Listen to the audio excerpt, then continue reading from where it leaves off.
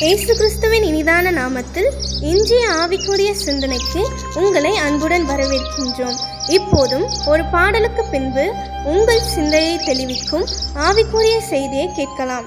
மெய் ஜீவ பாதை தன்னில் சென்று அவர் நாமம் போற்றுவோம். நல்லாவியின் கனிகள் ஈந்து அவர் நாமம் போற்றுவோம். களி கூர்ந்திடுவோம், மத மகிழ்ந்திடுவோம், துதி சாத்திடுவோம், புகழ் பாடிடுவோம், அவர் நாமம் போற்றுவோம். நம் தேவனை துதித்து பாடி அவர் நாமம் போற்றுவோம். முதிர் வயதிலும் நம்மை தாங்குகிற ஆண்டவராக இயேசுவின் இனிதான நாமத்தினால் உங்களை வாழ்த்துகிறேன். இந்த நாளிலும் நம்முடைய ஆவிக்குரிய சிந்தனைக்காக சங்கீதம் 92:15 நான் வாசிக்கிறேன். அவர்கள் முதிர் வயதிலும் கனி தந்து புஷ்டியும் பசுமையுமா இருப்பார்கள். முதிர் வயதிலும் கனி கொடுக்க முடியுமா? நீ முதுமை என்று சொல்லும் பொழுதே அதை பார்க்கும் பொழுது நிறைய முதியவர்கள் படுகிற கஷ்டங்கள், அவர்கள் கடந்து வருகிற பாதைகள் எல்லோருக்குமே அது ஒரு கலக்கத்தையும் பயத்தை ஏற்படுத்திவிடும். ரிட்டையர்மெண்ட் சொன்னாலே நிறைய பேருக்கு பிடிக்காது. சிலர் தான் சொல்லுவாங்க ரிட்டையர் ஆயிட்டா நிம்மதியா இருப்போம். ஆனா ரிட்டையர்மெண்ட்டுக்கு பிறகு அதே நபர்களை பார்க்கும் போது வேலை எல்லாம் முந்தி இருந்துச்சுன்னா வருமானம் வந்துச்சு, வேலை இருந்துச்சு, கொஞ்சம் பிஸியாவே போச்சு, இப்ப சும்மா இருக்கிறேன், பைத்தியம் பிடிக்கிற மாதிரி இருக்குன்னு புலம்புறவங்க இருக்காங்க. இனி என்ன இருக்குது, அப்படியே சோர்ந்து போய் சீக்கிரம் அவங்க ஆயுஸ் நாட்களும் முடிந்து விடுகிறது. ஆஃப்டர் ரிட்டையர்மெண்ட் அவங்க சரீரம் அப்படியே பழுதாகி ஒன்றுமில்லாமல் சோர்வின் நிமித்தமாக மன கவலை நிமித்தமாக ஒன்றுமில்லாமல் போய்விடும். ஆனால் வேதம் என்ன சொல்கிறது, முதிர் வயதிலும் கனி கொடுக்க முடியுமா? இன்னைக்கு ஆஃப்டர் ரிட்டையர்மெண்ட் உங்களால இன்னும் ஆசீர்வாதமா நன்மை கொண்டு வருகிற விதமா தேவன் உங்களை பயன்படுத்துவார், நடத்துவார்னா நிறைய பேர் நம்ப மாட்டாங்க. ஆனால் வேதம் சொல்லுகிறது முதிர் வயதிலும் கனி கொடுக்க முடியுமா? முதிர் வயதிலும் சாதித்தவர்கள் வேதத்தில் ஏராளமான நபர்கள் இருக்கிறார்கள். பழைய ஏற்பாட்டில இருந்து புதிய ஏற்பாடு. ஆபிரகாமே முதிர் வயதாயிற்றுன்னு சொல்லும் பொழுது 100 வயதுல 99 வயதுல ஆண்டவர் சந்திக்கும் போது கூட நான் முதிர் வயது சென்றவனாகிவிட்டேன். சாரால் முதிர் வயது 90 வயது, என் கற்பம் கூட செத்து போயிடுச்சு. அங்கதான் ஆசீர்வாதத்தை கர்த்தர் ஆரம்பிக்கிறாரு. வாக்குத்தத்தத்தின் பிள்ளை அங்குதான் ஆரம்பிக்கப்படுகிறது. பாருங்க, செத்து போன கற்பத்துல கர்த்தர் குழந்தை வைக்கிறாரு. முதிர் வயதான ஆபிரகாம் பறவை எத்தனையோ வருடங்கள், எவ்வளவு காரியங்கள் உங்களுக்கு தெரியும், வேதத்தில் அறிந்து கொள்ள முடியும். எனக்கு காலைப்படுதுங்கள், முதிர் வயதிலும் நான் யுத்தம் பண்ணக்கூடிய அதே பலன் எனக்கு இருக்குது. புதிய ஏற்பாட்டுக்குள்ள வந்தா சிமியோன் முதிர் வயதான ஒரு மனிதன். இயேசுவை காணும் வரை நீ மரிப்பதில்லை ஆண்டவர் சொன்னாரு. வார்த்தை நிறைவேறுகிறது. அன்னாள் என்கிற ஒரு தாய், லூக்கால் இந்த சுவிசேஷம் சொல்லப்பட்டிருக்குது, இரவும் பகலும் உபவாசித்து ஜெபித்து கர்த்தரை துதித்து பாடிக்கொண்டு ஆலயத்தில் இருந்தாங்களா. 84 years. முடியுமா? முடியும். விசுவாசம் வைத்தால் ஆண்டவர் என்னை பயனுள்ளவர்களாய் மாற்றுவார். நம்பினால் முதிர் வயதிலும் பயனுள்ளவர்களாக இந்த உலகத்தில் வைப்பார், பயன்படுத்த முடியும். நான் ஒரு சம்பவத்தை படித்தேன், எனக்கு அது மிகவும் ஆச்சரியமா இருந்தது. கர்னல் கார்லண்ட் சாண்டர்ஸ் என்கிற மனுஷன் 65வது வயது. அவருக்கு பல ஆண்டுகளா ஒரு ஹோட்டல் நடத்திட்டு வர்றாரு. அந்த அளவு வருமானம் இல்ல, எல்லாமே தோற்று போய் கையிலே காசு இல்ல. அவருக்கு இப்போ அடுத்த ஏதாவது செய்து ஆகணும்னு ஒரு விருப்பம் வருது. அவர் கையில் அவருக்கு இருந்த மூலதனம் என்னன்னா, ஒரு பழைய கார் இருக்குது. ரெண்டாவது, அங்க அம்மா எப்படி சிக்கன் ஃப்ரை பண்ணணுங்கிற ஒரு முறைமையை கற்றுக் கொடுத்திருக்காங்க. இந்த ரெண்டும் தான். பல இடங்களுக்கு போய் இவர் சொந்த இடத்துல எல்லாம் டெமோ காமிக்கிற அந்த மாதிரி சிக்கன் ஃப்ரை பண்ணி இந்த வியாபாரத்தை ஏற்றுக்குவீங்கன்னா, இது பண்ணுங்கன்னா எல்லாமே ரிஜெக்ட் பண்றாங்க.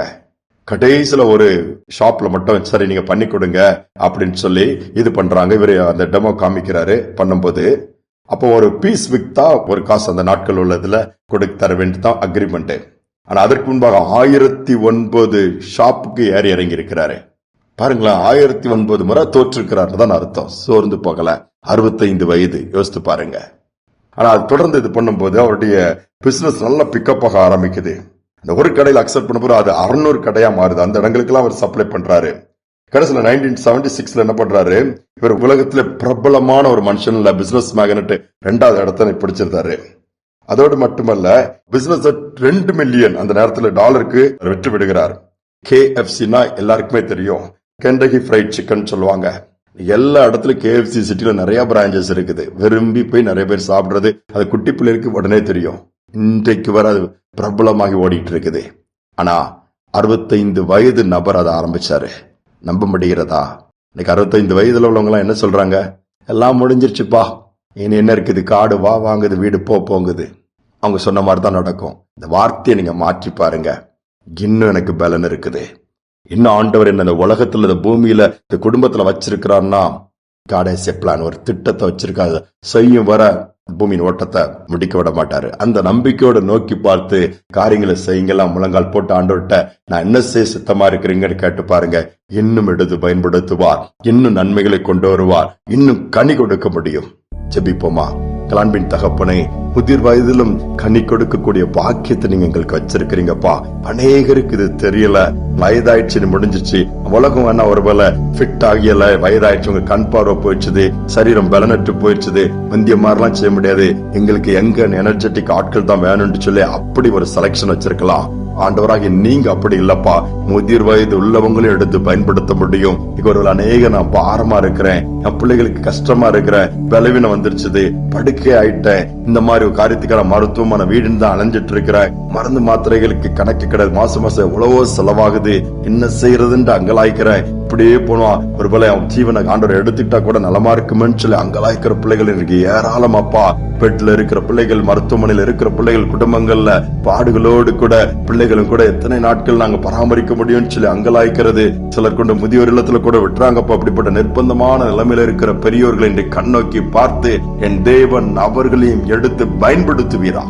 முதிர் வயதிலும் கனி கொடுக்கட்டும், பலவீனங்கள் மாறட்டும், சுகவீனங்கள் மறையட்டும், அற்புதங்கள் நடக்கட்டும், ஆண்டவருடைய நாமம் மகிமைப்படட்டும். தாழ்த்தி ஒப்பு கொடுக்கிறேன். ஒருவேளை சிக்னஸோடு பலவீனத்தோடு வீடுகள் இருக்கிற பெரியோர்களுக்கா நான் ஜெபிக்கிறேனப்பா, பெற்றோர்களுக்கா ஜெபிக்கிறேன். அவர்களை நினைத்தருளுவீராக, தொட்டு சுகமாக்குவீராக, மீண்டும் எழுப்புவீராக.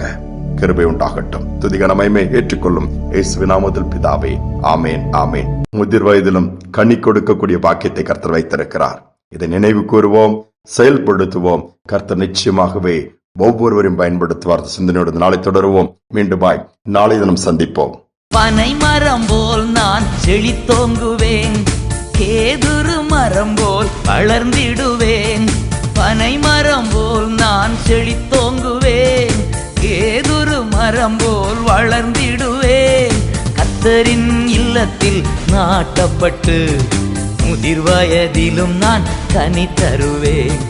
கர்த்தரின் இல்லத்தில் நாட்டப்பட்டு முதிர் வயதிலும் நான் கனி தருவேன்.